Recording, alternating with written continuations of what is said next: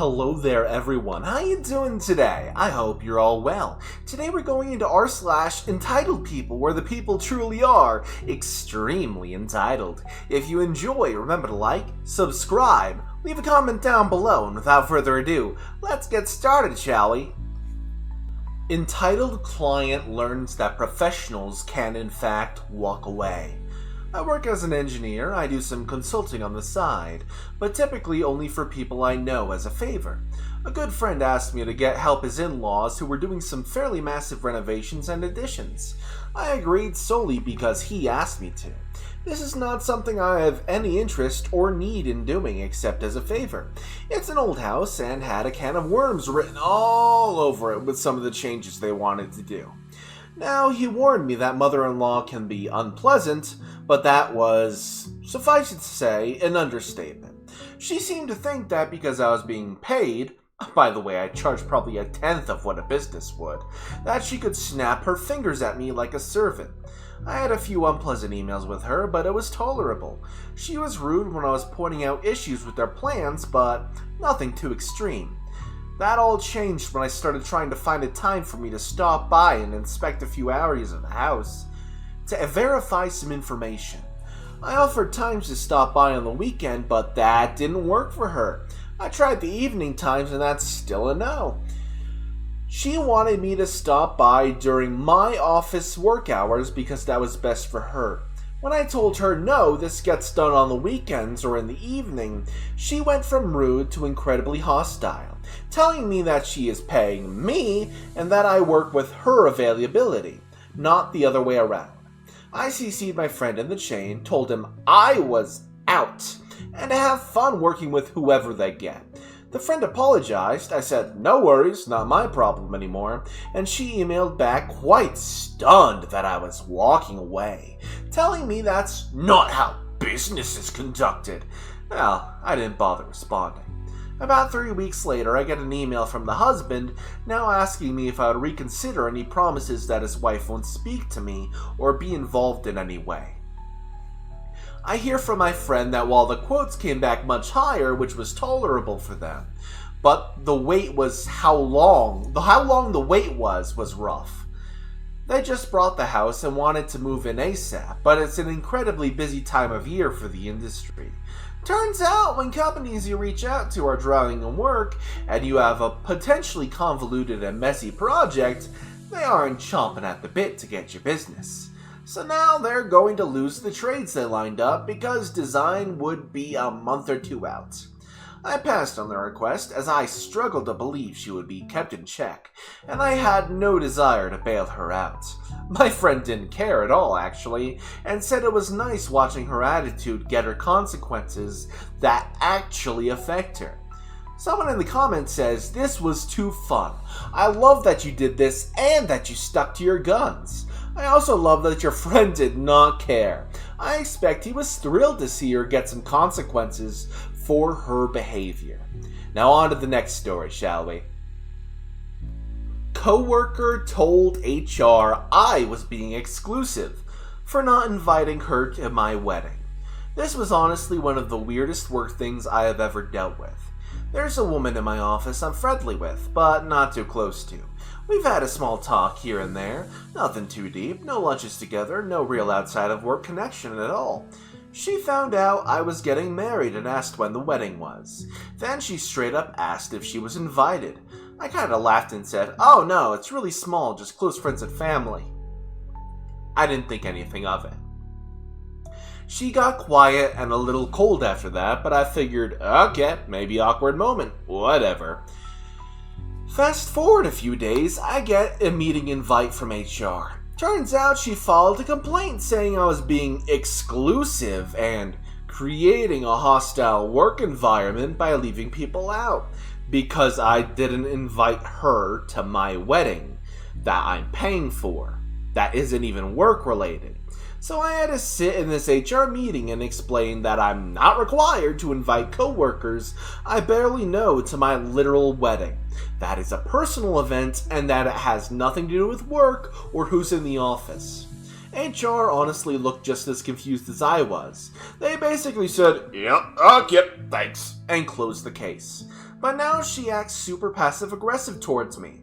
Like side eyes, little digs when I walk by, still bringing it up in these weird sarcastic comments like, "Some people are so inclusive these days." I can't believe she actually thought HR could, what, make me invite her? Some people really do think they're the main character. Someone in the comments says, "That is one of the strangest things I have ever read. Your coworker is odd. Who thinks like that? What's next? Does she expect you to have her along on the honeymoon?" And honestly, OP, I would keep an eye on your coworker and maybe keep track of what she's doing, because if she continues with the passive-aggressive comments, she'd be making a hostile work environment, and as long as you keep, a track of that, you might be able to report her in turn if she gets bad enough. Now on to the next story. Entitled guy tries to convince my wife to let him break my office rules. So I let some people use the meeting room in my office for their business meetings in the evenings for a couple of weeks. It was an MLM group my friend was a part of. Yay.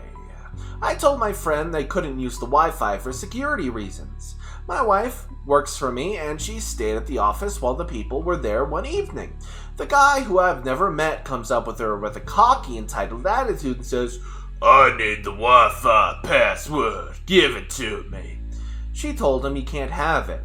He responded, "Your boss, insert name here, said we could have it. You know him, right? I don't want to have to call him and get you in trouble for not giving me the password." My wife's response was, "Yes, I know him. I sleep in the same bed with him every night. Go ahead and call him. Let's see how that conversation goes." The guy, of course, scurried off with his tail in between his legs.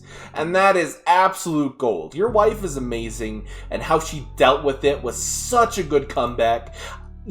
I have no words. No words at all except great job. My friend said I owe her half of my inheritance because her family, quote-unquote, didn't have that.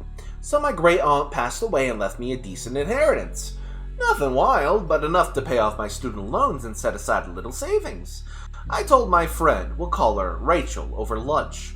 She got quiet, and then she said, "Wow, must be nice. I bet you'll help out friends who weren't so lucky growing up." I laughed and said something like, I'll probably treat my friends to dinner more often. And then she stared at me and said dead serious, "No, actually help. We've known each other forever. I think it'd be fair if you split it." I thought she was joking, and she was not. She then brought up all the time she covered my coffee in college and said, "This is just the universe evening the score." Needless to say, I didn't share a dime. And she blocked me on Instagram and told our mutual friends I ghosted her after I got rich. I'm sorry, Rachel. The only thing I'm splitting is the check with people who actually support me. Someone in the comments says, "SMH, my husband and I were discussing possibly taking the kids to Disney World. Not even making plans necessarily, but kicking the idea around. My sister-in-law heard about it somehow and called a family meeting and went completely off, saying we can't do that because she didn't have the money to go as well." Wow, I can't believe somebody subscribed while I was recording off stream. Well, interesting. Let's get back on the story. She didn't have the money to go as well. She wasn't even taking it like she would expect to go with us. It's just that we flat out couldn't have a vacation because she couldn't afford to take her kids on a vacation. She felt like it would make her look bad for not being able to keep up with the Joneses. She gets mad if a friend or family member has a car that costs more than hers. A house, jewelry, anything. It absolutely blows my mind.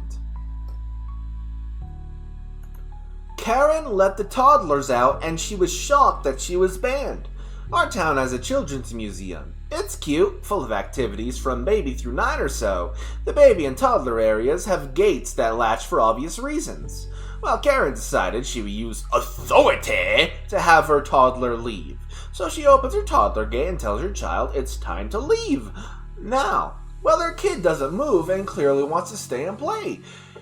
And instead of closing the gate, retrieving the toddler, and going on with life, Karen decided to hold the gate open and start demanding her toddler listen. So of course other toddlers book it out, and Karen continues to hold the gate open and does nothing to prevent this and just keeps yelling at her kid.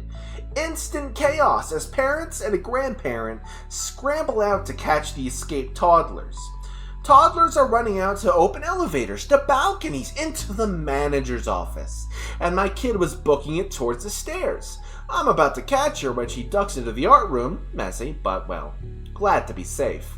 And I notice a toddler nearly to the stair landing, which are 2-story in stone. I glance quickly and see Grandma going as fast as she can, but nowhere near fast enough, so I leave my kid to her paint-covered fate and snatch up Darius and deliver him to a grateful Grandma. I hear a dad say, "Close the gate," as he has one twin in his surfboard meltdown, and another just booked it out the gate towards me in the paint room. This Karen then yells at him that, "It's not my job to watch your kids. I've got 3 kids of my own to handle." She's still holding open the gate, and I'm acting as shepherd of sorts between the toddlers and the stairs. Paint is everywhere, with unsupervised tots not wearing their paint-proof smocks going hog wild. Well, apparently I learned my daughter's favorite color is yellow this day.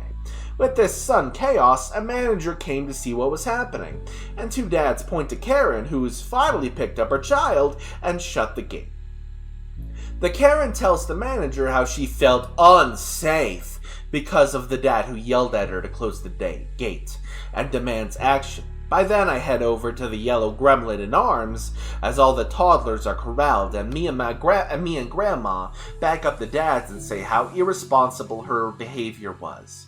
Karen then launches into a tirade about how it's not her job to watch all of our children.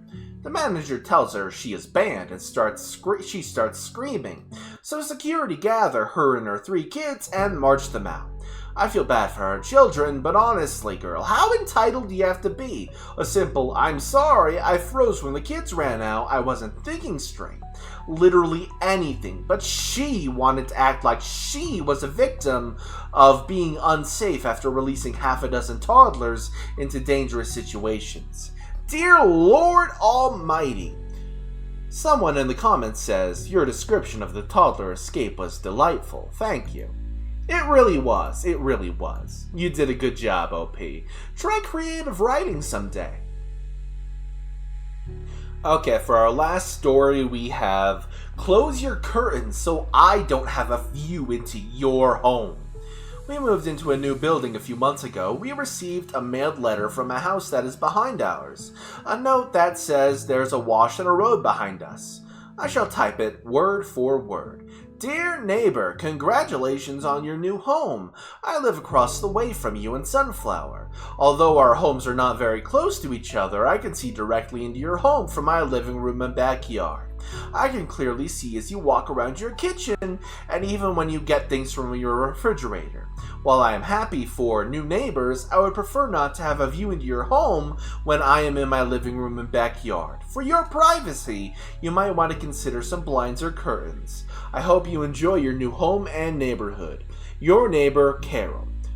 So let me get this right. We have to close our curtains so you can have yours open? You've been watching us in our home like a creep? Fuck you, Carol. My curtains will be open, and I think some naked dancing in the kitchen is required. You should take the letter and write, "Nah, fam, we good," and leave it in their mailbox. Honestly, that would just be hilarious, honestly. That is the end of today's storytelling video. If you will enjoy these stories I had for you, remember to like, subscribe, and comment down below about which subreddits you want me to read from next. Stick around, hit the notifications so you can tune into my streams, and I will see you all next time. Bye-bye.